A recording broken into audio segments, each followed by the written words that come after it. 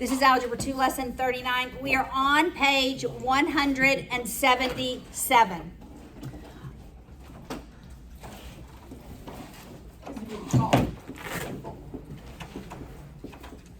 All right.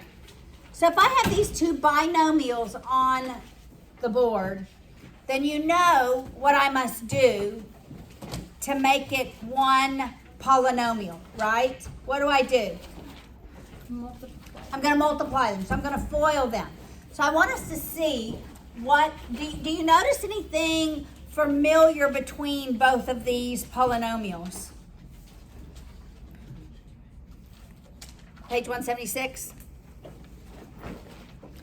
Is there anything similar with these two polynomials? Yes, Selby? The 2x and the 4, even though the 4 is negative. All right, so the first terms are the same. The second terms are almost the same. One's positive, one's negative. All right? I want us to FOIL this. 2x times 2x is 4x squared, right? 2x times positive 4 8x plus 8x. Negative 4 times negative 8x negative 8x. And negative 4 times positive 4. negative 16. What happens to the middle term? They cancel out. So I end up with 4x squared minus 16. Okay. When I have terms where the only difference is the middle sign, then what we call these are conjugate terms. It's something plus something. It's A plus B times A minus B. The only thing that changes is the sign in the middle. Then what is always true is the middle term eliminates, always. So all you need to multiply are the first and the last. So when you have conjugate terms, you don't have to multiply the outers and the inners. You just multiply the first, you multiply the last. But there's also another connection. Look at 4x squared. 4, the square root of 4 is what? The square root of x squared is? So it's a perfect square. 4x squared is a perfect square, right? 4x squared is a perfect square of what number? The first term in the binomial. So really I can square that term to get my first answer, right? Okay, is 16 a perfect square? It's a perfect square of? Look here, this is my second term. So anytime I have a polynomial that is two terms, and they are both perfect squares, and there's a minus sign, then you know what their factors are? Conjugate factors. Could you say that one more time? Yeah. If I have two terms in a polynomial that are both perfect squares and they're subtracted,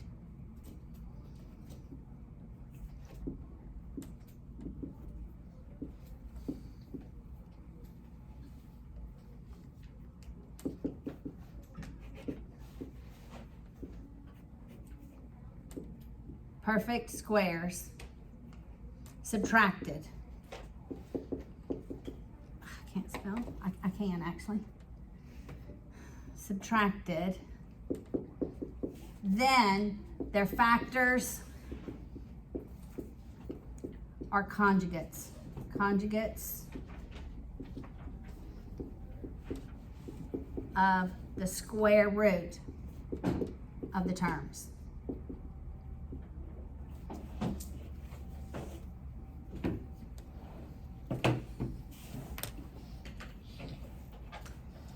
It only works if those terms are subtracted and those terms are perfect squares. But it works every time. Conjugate factors.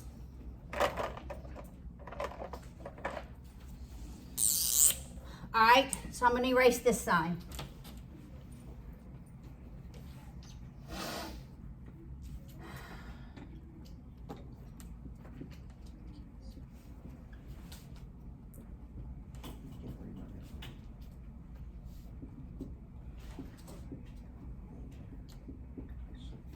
Okay, this is a crazy one. But we're going to ask ourselves, are these terms perfect squares? All right? Yes. 36 is a perfect square of? 6. 6. X to the 4th is a perfect square of? X squared. And y to the 6th is a perfect square of? You're dividing that exponent by 2. 3. Y cubed, yes. Right, that's my first term, right? That's the perfect square of the first term. All right, 125 is a perfect square of, is it 15? Is 15 times 15 125? No, it's 225. We're going to change that to 225. Okay. Actually, I think 125 is 5 cubed. All right, so that's 15. What's a perfect square of, what's the square root of z to the 12th? Z to the 6. That's right, you're dividing that exponent by 2. Once I have my perfect squares, I can know my factors. It's just plus and minus those terms. 6x squared y cubed plus 15z to the 6th, and then 6x squared y cubed minus 15z to the 6th. Good stuff. Okay? By the same token, this is what this lesson is teaching. But by the same token, But can you not erase that? I'm not going to erase this, yes. If I have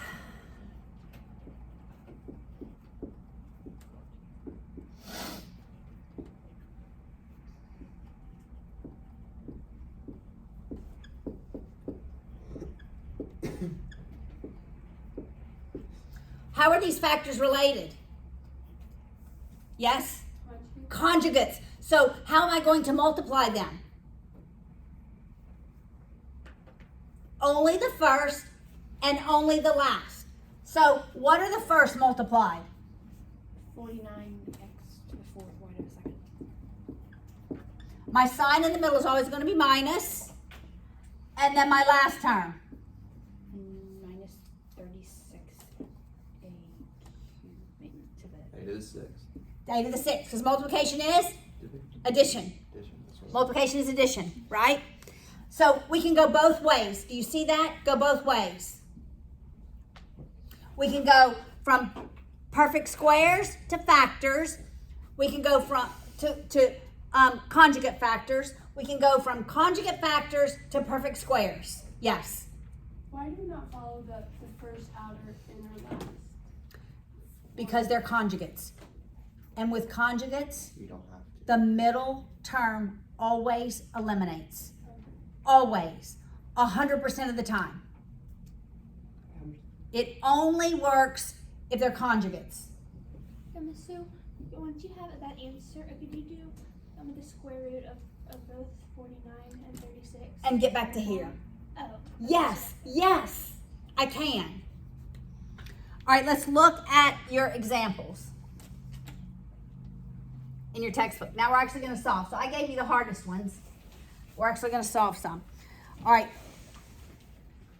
4x squared minus 9 equals 0. Can I factor this term?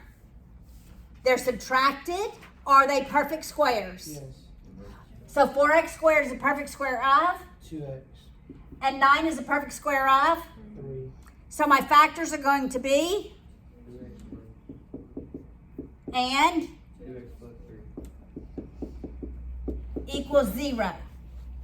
Now, if this first term is 0, when I multiply it by the second term, what's the result? 0. 0. So I can set each term equal to 0. And if either term is equal to 0, then the product of them will be 0. All right, we add our 3 on both sides. Divide by 2. X equals 3 halves. Here we're going to subtract our 3. Divide by 2. X equals negative 3 halves. These are called solutions. What else? Roots.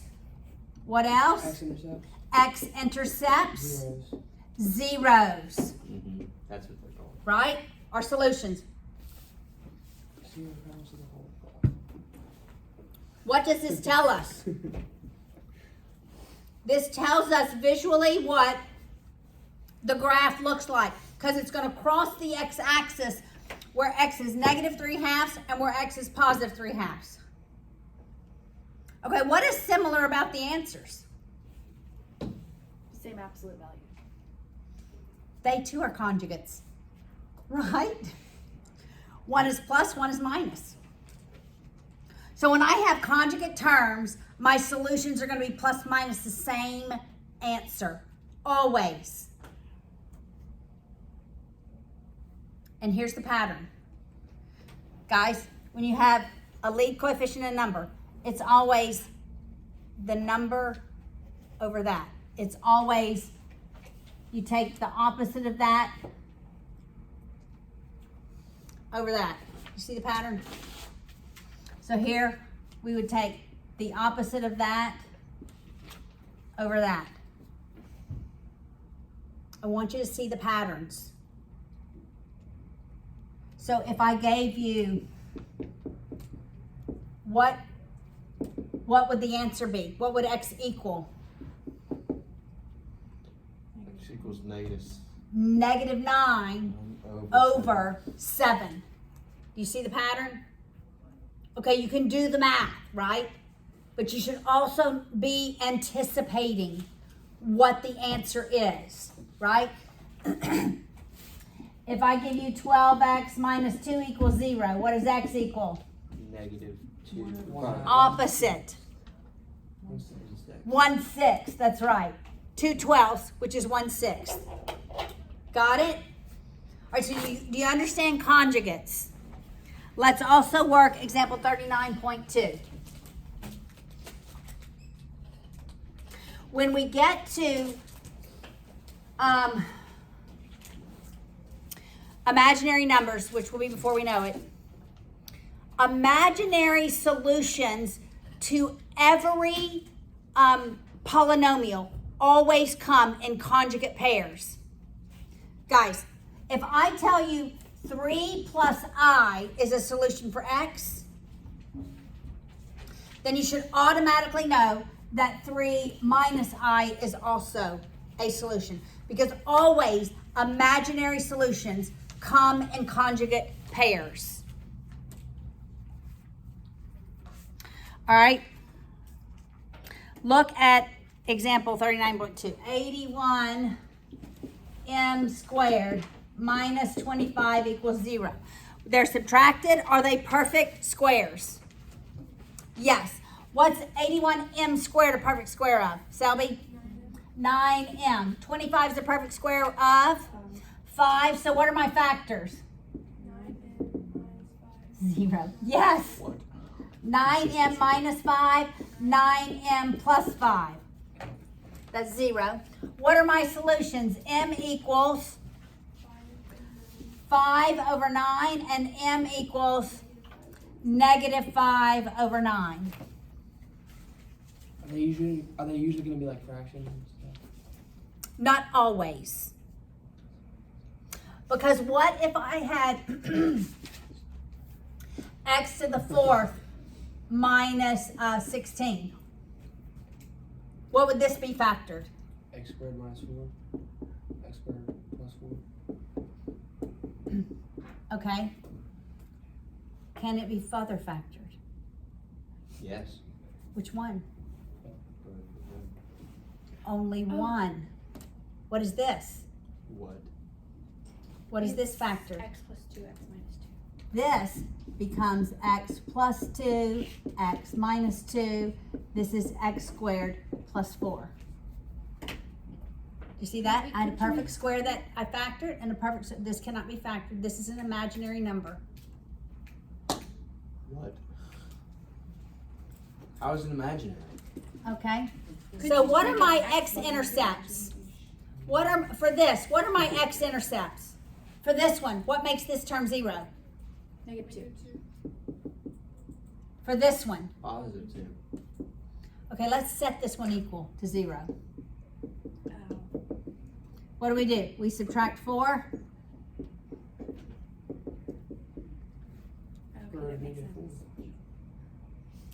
It actually Just 2. is 2 times 2 negative 4. No. Is negative 2 times negative 2 That's stupid. I don't like it. negative 4. I want it to make sense, but it doesn't. 4. It's positive 4. So when we take, this is imaginary. Just makes sense. It's plus and minus 2i. Ah.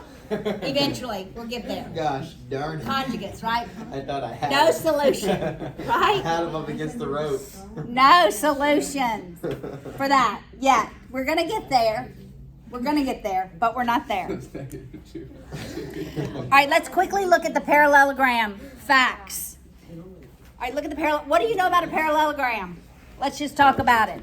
Everything you know about a parallelogram. The diagonals bisect each other. Diagonals bisect each other. All right, what else? David just said it's a sound before. It just Correct. That equals that. That equals that. Opposite angles are equal, you said? Okay. Yes. Always said that. Sides are parallel and equal. Correct. Parallel and equal. Parallel and equal. Adjacent sides are supplementary. So angle A plus angle B is always 180 degrees. We also have parallel lines. Right? We have parallel lines. So when we look at the parallel lines, we know that alternate interior angles are equal, guys. So that angle equals that angle, right? Right? All right, let me just finish this one thing. Okay. I'm videoing. 10. Yeah. 10 minutes? 5 minutes. There we go. All right, let's look at a rhombus. Wait. I want to say one more thing about a parallelogram. Parallelogram. The sides. What's the area of a parallelogram? Oh. Base Times the height. times the height, which is a perpendicular line between the bases. It is not the length of this. It's not. All right, rhombus. What is true about a rhombus? Rhombus. Opposite angles are equal. All the sides are equal. All the sides are equal. Opposite angles are equal. Don't let it They're the The diagonals, diagonals are equal. They bisect. they bisect, And they're equal. they form right angles. Those diagonals form right angles. So actually, ladies and gentlemen, we have 4 congruent triangles created by the diagonals. Yes. Why does one of them have 2 lines? Why does- The diagonal? Oh, hello. Thank you. Wait, it's supposed to be No, it's the HL one. No, it's a siding on side. Well, it could be side, side, side. It could be HL. It could be. Yeah, we don't use it. It could be side angle side because of the parallel lines. It could be any, probably all of them, actually. Okay, guys, this is diagonal 1, this is diagonal 2. All right.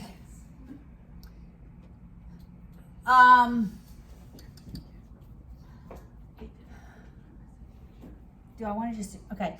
Here's the formula for area. Area is 1/2 diagonal 1 times diagonal 2. That's what it is. 1/2 diagonal 1 times diagonal 2, which is literally, okay, so this is, I've seen this on the ACT, that's why I tell you this. It's easy. 1/2 diagonal 1 times diagonal 2. Or you can look at the area of one of the triangles and multiply it by 4, which is, you get here, actually. That'd be 1/2 base times height times 4. Vaguely remember that. All right? All right, so that is